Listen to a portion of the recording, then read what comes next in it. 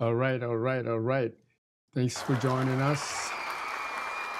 That is welcome to the show. Today I am by myself. Gifty is off because we are going somewhere. But definitely we want to just run through a few things. So let's start. If you've been struggling with managing your finances or your family's finances, or just want to find an easier way to track your income and expenses, stay tuned because we are covering it in a simple way, simple layman's way, easy to follow steps that you can actually take to the bank. So, with that being said, welcome to the live show on Backdoor Things Wealth channel. All right, where we dive into some practical tips and also some strategies to secure your financial future. In today's episode, it's all about how to create a family budget and to establish financial stability.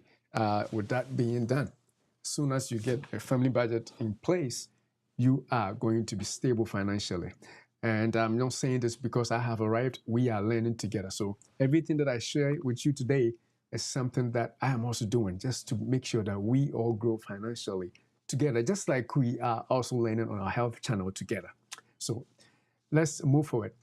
But before we get into how to actually create a simple family budget, let's talk about even why family budget is so important. I've mentioned family budgets or budgets in general in a few shows, and it's time to actually talk about how to make it back. Is it really necessary? Yeah, a family budget is your roadmap to financial peace and also to financial stability. It helps you ensure that every dollar is going where it should, nothing going out of place. Making sure everything that is being spent is spent on in covering your family's financial needs, whether it's paying off debt or even contributing to your savings. So the key points about family budgets and why we should actually do family budgets. First is to avoid financial stress. When you don't have to clear a budget, unexpected expenses can throw everything off. When you don't have a clear budget, I should say, unexpected expenses can throw things off balance, whether it is saving for something or whether it is a plan that you want to achieve in financially. Without a budget, things can be thrown off.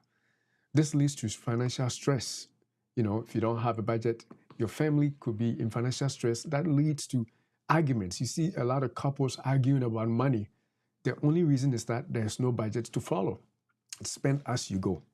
And so financial budget or family budgets can stop this from happening. The other thing is financial budgets or family budgets can also lead to financial transparency. It's important for all family members to understand, the household finances, including even children, but most especially for couples who are raising a family together. You have to understand this household finances and work together, toward a shared financial goal or shared goals for life for that matter, because everything in life is achieved by money, right? All right. So by budgeting, you are taking control of your financial future and protecting your family from unnecessary stress. So that is why we need to do budgets. Before we talk about budget though and how to create it, let's briefly talk about setting financial goals. Because if you don't have any financial goals, doing a budget may not necessarily be important because you are not looking to achieve anything, right? So we have to know to set goals. If you have a goal in life to achieve financially or economically, then setting a budget makes a lot of sense. All right, so let's talk about setting goals. As I put my earpiece back in my ear. All right, so yes, setting financial goals. Every family needs something to work with.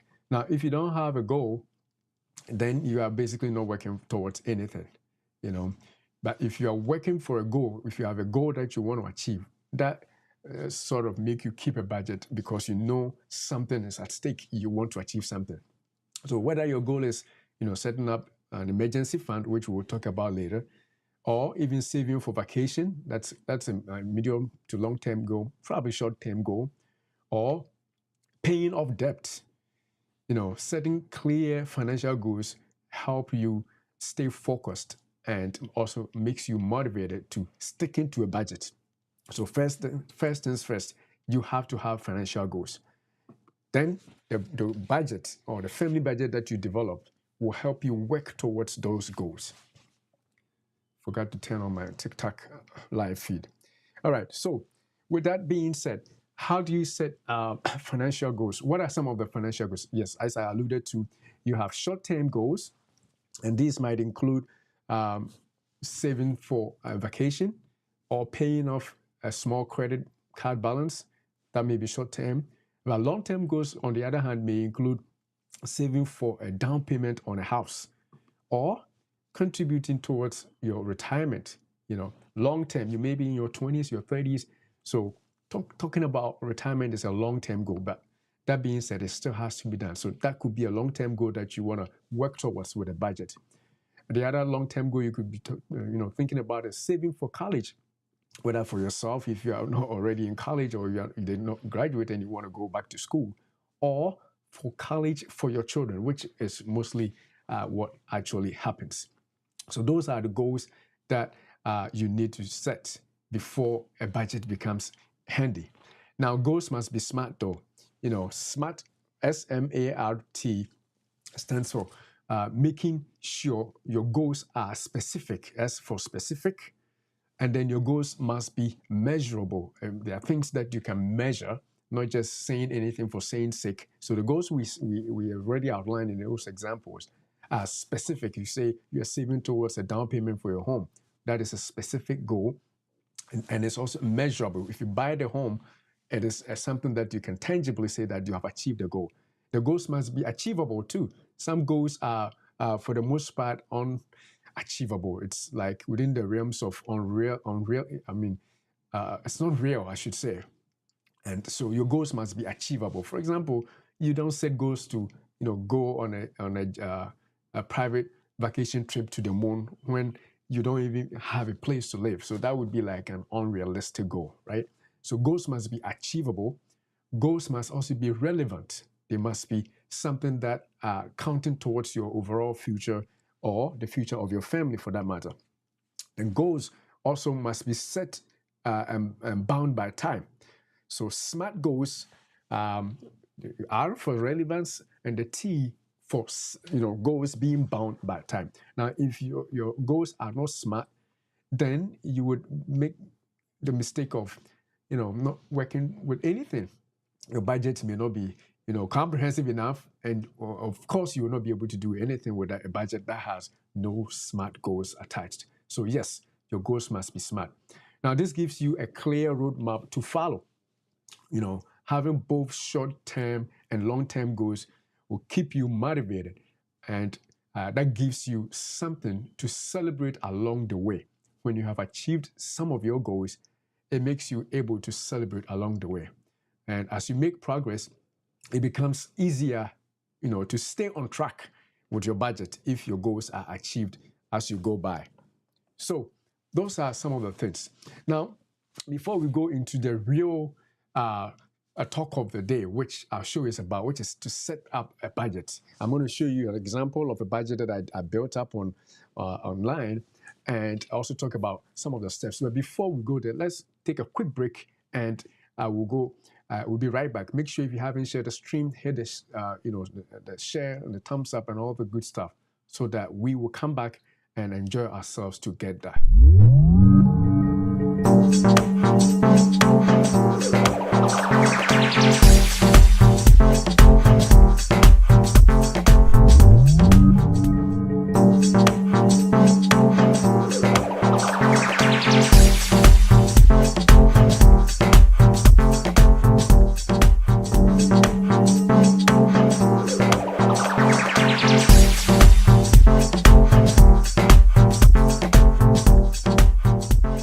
Benefit.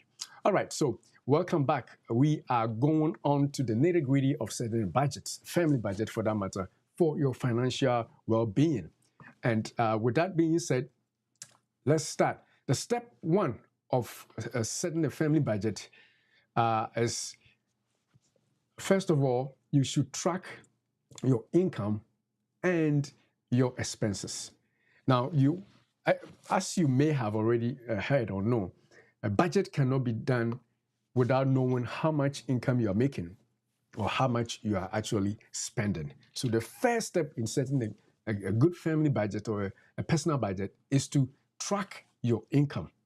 So that is the first thing. Track your income. A family budget, a successful budget, when it is begun with tracking all the income, all the money that is coming in, and all the money that is going out. So whether it is by your salaried employment, anything that may be hidden will be captured if you sit down, put pen to paper, and begin to capture every money that you make. Because without knowing how much you're making, you will not know how much you even have available to spend. And budget is, strictly just making sure that you have your income going, and then your expenses within the income, and then making some savings for the goals that you have set, right? So that is how it is going to be. See what my system is saying. All right, so that is the first step. Track all your income, and then also track every expenditure. This sounds simple, but many families miss hidden expenses. You may be buying certain things that you don't know, and then they underestimate their spending. Now, if you are underestimating your spending, you will not know where your money is going. So, yes, make sure to include all income sources such as salary, side gigs, investments, so you know what you are actually working with.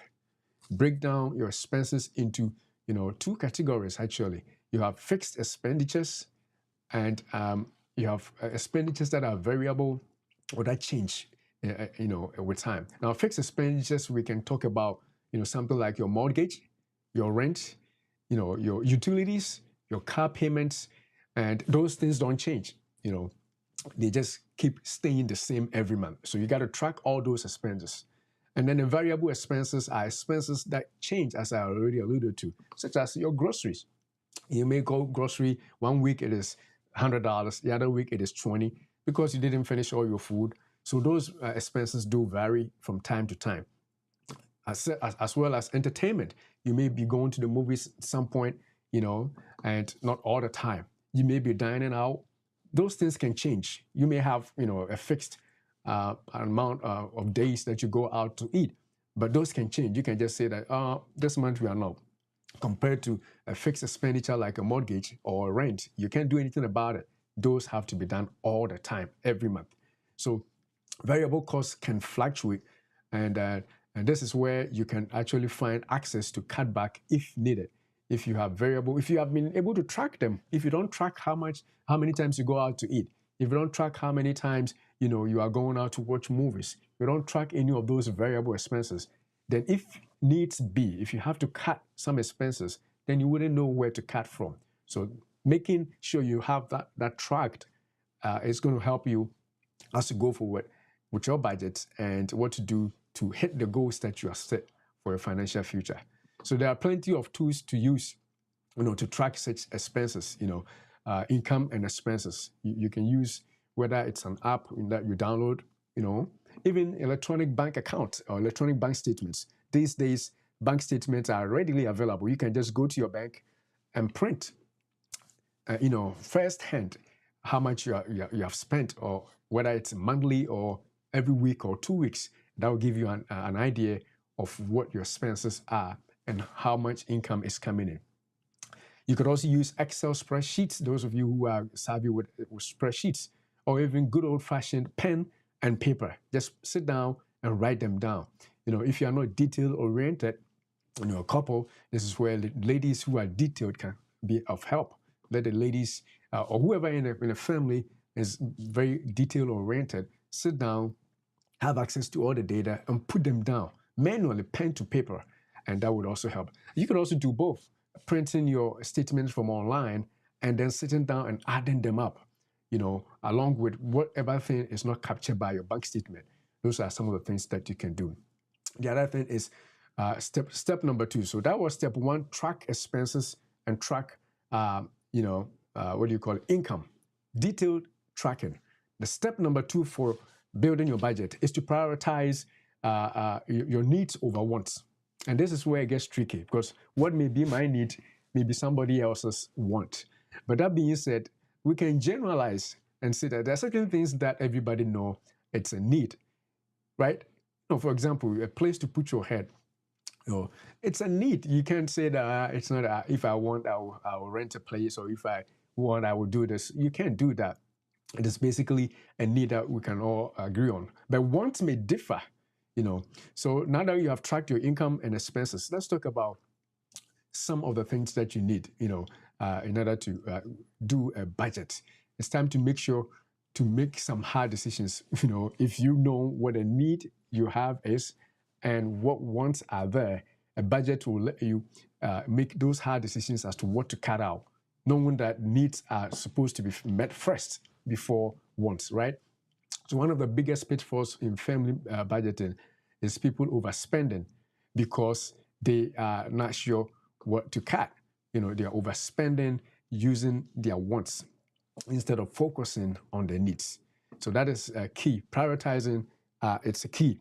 That will help you, and with regards to making sure that you know which places to, put first on your budget, to basically pay more attention to, and which places in your expenditure you can actually let go because they don't actually matter much. They are just a want, not a need. That being said, a budget without wants can be a very hard one to follow because, we are not machines. We usually sometimes, actually, I don't think I should say sometimes.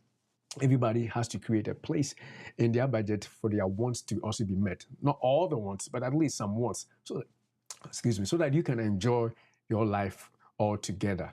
Because otherwise it will be so rigid that you may not even enjoy working. But if you are meeting a chunk of your needs and you have a few wants here and there, then yes, that makes for a good financial future. A budget that comes out like that would actually be easy to follow. So that is one thing that we need to think about. So what are needs? That being said, needs are the essential items like housing, as I alluded to, food, and utilities. Those things you cannot bargain about. You need a place to put your head. You need to pay your bills in terms of, electricity, water, heat, and all those things that telephone and those things that you can't do without. Those are your needs.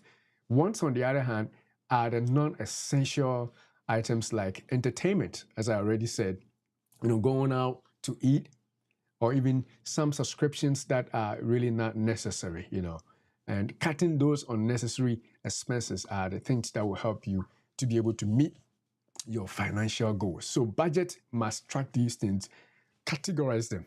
As a matter of fact, this example of a budget that I'm going to show actually shows you both of these in the budget, making sure that you have your needs identified and then your wants also identified. That way, you can make the best out of your financial life. So expenses, unnecessary expenses that you could cut, are there. And then also stuff that you have to definitely follow become the need that you have to pay. You can't do anything about it.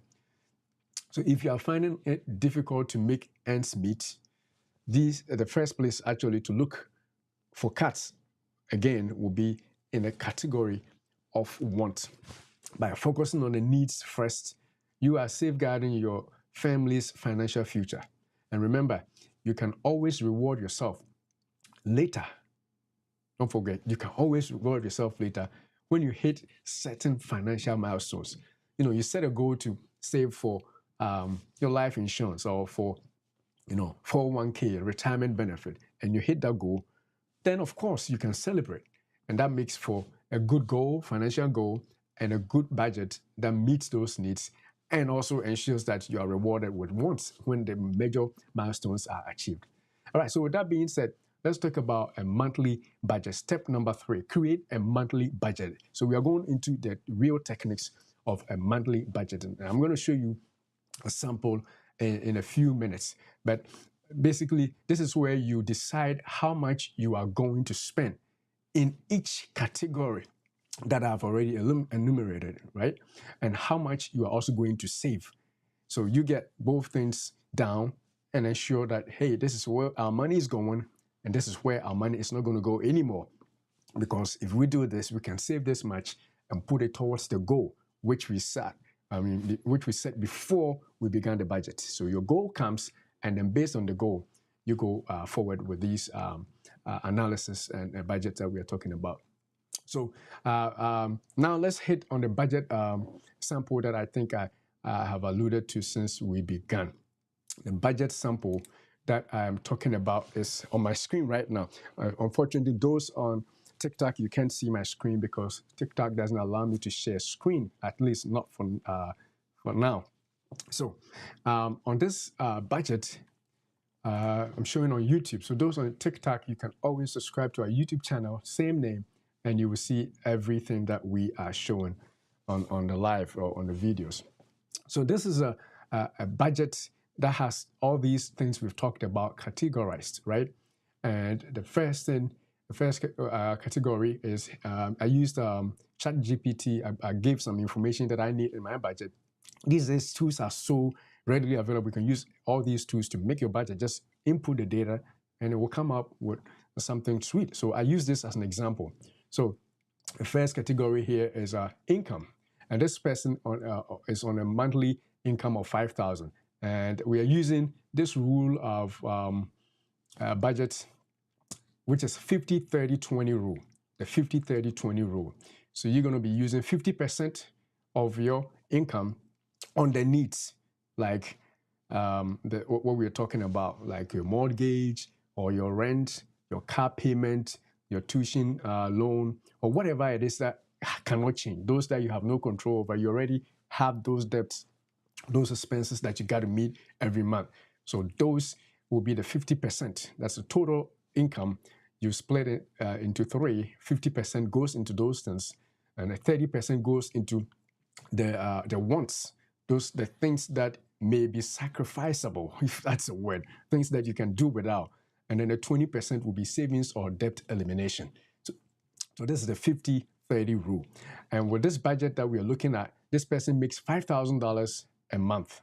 Now, it could work for any other income bracket that you are on. You may be making $1,000 a month, depending on where you're watching this from. And you may be making $30,000 a month, or 20,000, 5,000, $3,000. It works for everybody. You just have to go by the numbers that you have. All right. So this person's budget, monthly income, they added everything up and they have $5,000. And then they started breaking them down. Now, being a Christian, I threw in there that there should be a budget item for tithes and donations, right? Which most believers do use. And so if you look on the screen, you see tithe, $500, which is 10% of the income. And then donations to charitable organizations, you also see that as what? $100 from the $5,000. And then total tithe and donations come to $600, making 12% of the income. So this program, when I did this budget on the program, I did not add this. They did not add this. I had to go in and manually adjust it to include this, because some people don't pay tithe, some people don't give any donations. So that item may be missing if you do not pay tithe or you don't make any donations for that matter. But for those who do, I made sure that it's included there so that it will be part of your budget when you make your own budget, right? And yes, so this person has $600 total, making 12% of their income towards tithe and also donations, charitable donations, should they be doing it. All right. Now, the next thing that comes up is the needs. Remember, I said the needs is going to take 50% of the income. So $5,000, at least 50% is going on the needs. Now, in your case, if you add your income right now that you're making, and then you add how much you are making the payment you are paying towards your expenses, whether it is a car note, your rent or mortgage, or student loan payment, whatever it is that you're already paying. If you add them all up and it's more than 50%, it means that something's got to give, because you are using almost more than half of your income is going on servicing these debts, and that's going to strain your family dynamics. You may have difficulty living the life you want to live. You may not enjoy yourself so much. Why? Because all your money is going towards the needs, which of course are important, but which is more than what you could basically afford, right? So that's where strategies like maybe getting another job so that your income becomes bigger, and then your 50% becomes not too much on you. So there are strategies for working around that, or cutting more of your expenses so that more money becomes available, and you don't become so stressed financially. So all things being equal with this budget, we assume that this person, everything is on point, and so their 50% is going on the needs, which are, if you're looking with me on the YouTube a slide, the rent, which is $1,200 on a fixed expense, and also utilities, including electricity, water, gas, internet, you name it. That's also $250 when they added them up. Groceries, which is how much money they are spending on food in terms of going to supermarket to shop. Monthly, all these numbers are monthly, all right? And that is $500.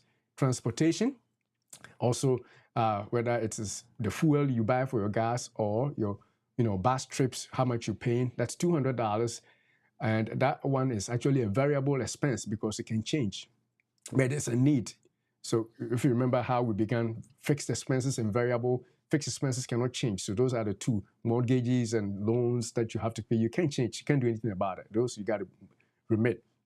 But groceries, it's variable expense. Even though it's $500 here, if you can cut certain things off, you can reduce the amount of money monthly that's going there towards your, in your budget. The transportation too could be adjusted. It's a variable expense. You may be, buying so much gas to drive in a place where train is easily accessible to every place. Then you may potentially park your car and take the bus or public transportation and save money there. So $200 there is variable. We're talking about insurance, health insurance, or car insurance, $300, $250. It's also variable. And then on and on and on, you go down. Child care or school fees. You have babysitters that are taking care of your kids. You got to have it's a fixed expense, because if it is how much you're paying, unless you're able to negotiate on child care or move your kid to a place where you pay cheaper, it's probably going to remain fixed. That's $300 for this person. Parental support. And I put this also in because most of the people in my community, you still support your parents. Well, for this person, it's like $200 a month. For you, if you're married, you may spend more, maybe $200 for your moms, and then a mom and dad, and maybe $200 for your mother-in-law or your father-in-law. So if they add up, it may be more. But if that's all you can afford for both families that you support, so be it. Family assistance right there. And then when you add these up, now all these are needs that we have put as things that you must do. So if there are certain other things that you must do that I did not perceive to add on this budget, you can add it to yours and make sure that they all total up to 50% of your income. That's how a good budget should be like, right? The 50-30 rule. Now let's go to the wants. Now, as I scroll up, you can always go back to the video and check the numbers out and see how this person is doing, right? Now, 30% goes to the wants, and this is where it is tricky. If you don't have wants, you may be miserable because you may be working all right and you don't enjoy it because everything is going to the needs. There's no room for anything. So it becomes even difficult to follow the budget that you made. So create a budget that would definitely have some wants. Of course, you have to be strategic and ensure that the wants are not too much. They got to be 30% of the income. As long as you have 50% of the budget expense going to your needs, the wants should be 30. And for that, we start off with entertainment. Dining out or going to movies, maybe with a family or with your spouse. $200 for this person, and that's again variable expense. All the wants are variable, except for subscriptions. If you have, Netflix subscription, Spotify subscription, the fees are fixed, but they can be changed if you cancel it, right? So even though it's fixed, because you can negotiate about it, you can cancel it and it's completely eliminated. Some of us have Spotify, Netflix, Apple Play, YouTube Watch, everything we are paying. And though they are not a lot, if they add up, you're going to end up paying more in a month. That's why you have to track them more monthly. So this person is paying $50 for that. And then they also have hobbies on their wants in their budgets. Their hobbies are $100, and that can also change because it's a variable expense. Hobbies, I don't know what kind of hobbies you have with your wife or with your husband, but whatever hobbies that take money, maybe you go to bowling every month or every week, every 3 days you go out bowling and you pay money there. That's a hobby that you like. You're spending money. You can cut back on that so that your 30% will be within budget, right? Will be within the 30%, I should say. The other thing is clothing. You may be a person who shops. Whenever you see sales, you got to go there. Even if you don't need any clothing, you got to go because it's on sale. That's a variable expense. On a budget line, if you set an amount of $150 a month, this is monthly, for clothing, you don't spend above that. I've gone without buying clothing for a long time because the same clothing I recycle and they are clean, they are nice, I keep them new. You could do that. It could be months without even using this, so that the money that is freed from here could be used to take out your wife or, on some dates and, some other way that you could use the money rather than to always go out and shop just because the monthly budget says that you should buy clothing every month, $150. That being said, if you have to, then you have to, because some people too will come to the marriage already being very good spenders, and you cannot stop them from spending all completely. So if that's the person that you are, or that person you are married to, make sure that at least there is a line item there that they don't go over, and they still have whatever it is that they have as influencing them to shop. They'll still be able to shop, all right, even though they are in budget. So the key is to be in the budget. So more on the 30% ones that we're talking about, vacations, that you also take. So this item here is a little low for $100 monthly vacations, vacation savings. But again, most people take one vacation in a whole year. So if you save a month, $100, in the whole year, it would be like what, $1,200, and you can take a decent vacation from that. And so that is why the item is there. And some people too take weekend out, just a day or two, in a hotel somewhere, every 3 months, and that $300 there would be enough. So if you keep the ones there, you are going to still enjoy your life, while you are doing the right things in your budget. So for this person who earns $5,000 a month, their wants comes to $600, which is about 12% of their total income. It's not huge, but at least if they can do all these things, they will still have some fun while saving money and making life, easier for them. Now, the last item on the budget that I created here, the sample budget here, is savings and debt repayment, which is 20% of the budget. So remember, 50% for needs, 30% for wants, and then 20% for savings or debt repayment. And with that, that same 20%, you could break it down into saving for your emergency fund, which we're going to go further into it in some other show. $200 a month for your savings towards your emergency fund. You can start right off today and say, I'm going to put $200 a month in this account. No, I'm not touching it. It's towards my emergency fund until I hit my emergency fund, which should be maybe able to take me for 3 months or 6 months or whatever. I'm going to make sure that this item in my budget is always done, which is $200. This person can do that. You could also do retirement savings towards that. Savings right there, still under the 20%, right? $400 a month. So if you have 401k that is, given by your employer, you got to take advantage of it. Now, I'm not a fan of putting all your money in a 401k. As we go forward, we're going to talk about better ways of saving money. But if your company is giving you free matching, for example, your company says that, hey, we're going to match you up to 5%, up to 10% of your 401k you contribute, then you must contribute the 5% so that you can get that free money of 5% that your company is going to give to you.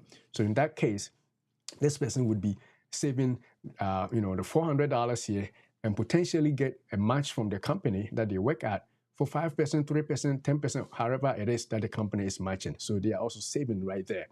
And then still under the savings or debt repayment category, we have debt repayment, which is credit card and loans. This person has $200. I'm pretty sure most of us are above this range here. You may have student loan, you may have other loans that you're paying. So $200 may not be what you have to pay for your credit card. But as long as you stop using it, eventually you may take it off. And again, we're going to have a show or video where we talk about how to eliminate your debt. I'm thinking probably next week, but we'll see how it goes. Eliminate your debt completely. There's a strategies for doing it. And this person has already had, put a line item in their budget towards their student loan or their car loans. And that is right there. So the total right here becomes $800, which is the 20% rule that they are trying to do. It's actually less than 20%, 16% of their income. So if you go on the summary, if you read the summary here with me, see that it's the total income is $5,000, which is 100% of the income. They have total tithe and donations of $600, making 12% of their income. Total needs, which is the needs is, again, remember what you have to pay, rent and mortgage or stuff like that, $3,000, which is 50%. Actually, this person is actually over half of their allowable income towards their budget for the needs. But that being said, they were less in the savings and debt repayment. So we can take it like that for now. So 50% right there. And then total wants $600, which is the room where you can play, where our ladies can go shopping and we can have fun and stuff like that. $600 a month right there, 12%. And then the total savings towards savings, retirement or all the other loans being paid is also $800, making 16%. So it's approximate for what it should be. So that is sample budget that you can do, and using a spreadsheet or an online template like I use. I just went to ChatGPT and told Chat use these categories to make a budget. If my income was $5,000 and I need to make sure that I have all these other expenses, I told Chat that I have to pay tithe, I have to make some donations, I have to this budget that you're making also has to include sending remittances to your parents or whoever you are supporting, whether it's where you live now or abroad.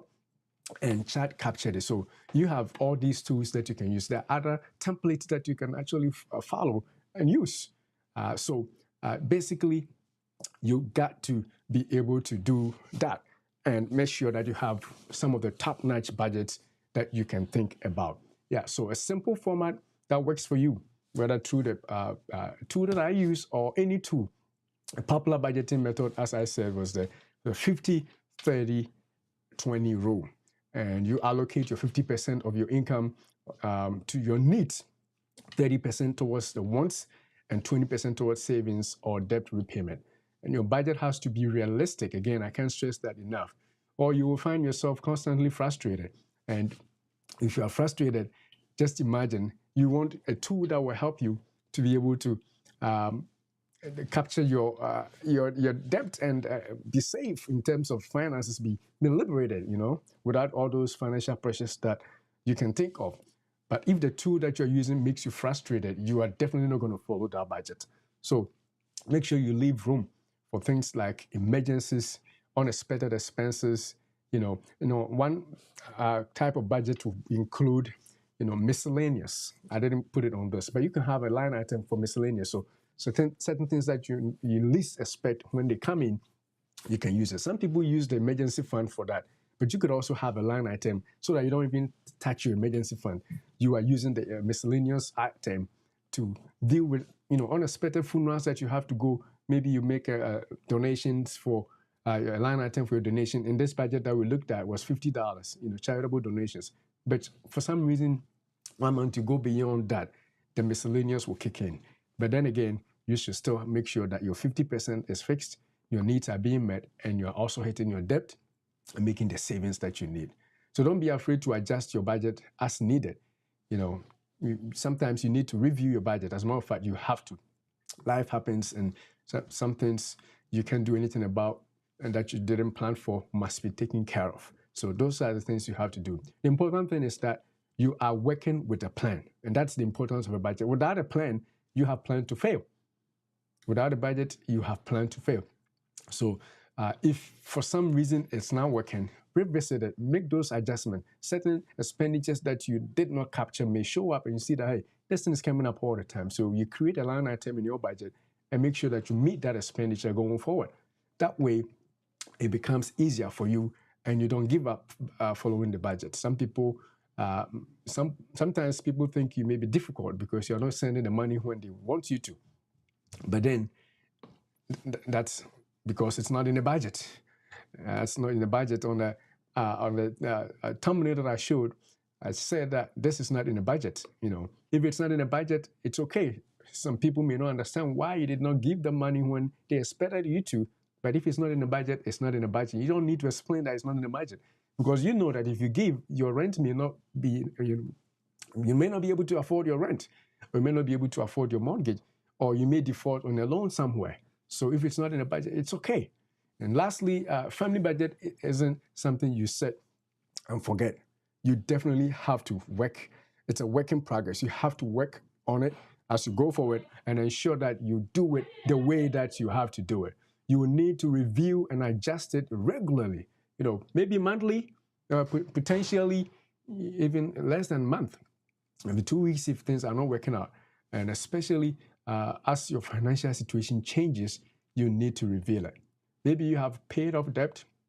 You know, you may be able to pay off a debt, or you have received a raise at work, or you even get a second job. Those changes need to reflect in your budget so that it becomes something that is top-notch and helping you to make the right things. So I cannot stress that enough. Review it and make the necessary changes when you have to. Adapt changes, you know, easily. Adjust your budget as you need it, and account for life changes too. If you have a baby along the way, you can't go with the same budget. There must be an line item, maybe for the family to increase their expenditure on childcare. So definitely you have to do that. And if you get a promotion or unexpected expenses come your way, you have to make an adjustment to your budget. Yeah. So celebrate small wins. That's the key as we wrap up. Celebrate small wins when you achieve them, because those are the things that are going to motivate you to keep going. You paid off your debt. You did something. You know, you were able to take your wife out or your husband out every month of the year without being financially stressed, because it was a line item in your budget. At the end of the year, celebrate and say, "Ah, honey, we did good." You know, because we were able to do all these things in spite of what we make, because it's in the budget. These small wins will keep you motivated and keep you on track for even a better budget as things change. So budgeting is a dynamic process. Do not give up. Do not stop. You have to revisit it and make sure that things are falling in place as you go forward in your family finances.